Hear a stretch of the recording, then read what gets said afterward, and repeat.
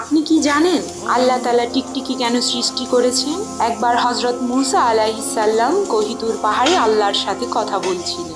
এমন সময় গাছের ডালে একটি টিকটিকি বসেছিল।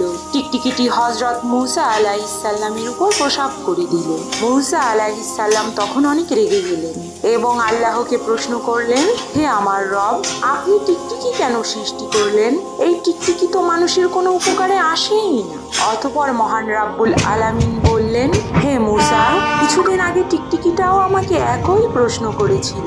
হে আমার রব, আপনি মূসাকে কেন বানিয়েছেন? তিনি তো আমার কোনো কাজেই আসে না এবং সে আমাকে আপনার কোনো কথা শোনায়ও না। এটা শুনে হযরত মূসা আলাইহিস সালাম ভিতরে ভিতরে অনেক লজ্জিত হলেন। তখন আল্লাহ তাআলা বললেন, মূসা, আমি উদ্দেশ্য ছাড়া কোনো কিছুই দুনিয়াতে সৃষ্টি করিনি।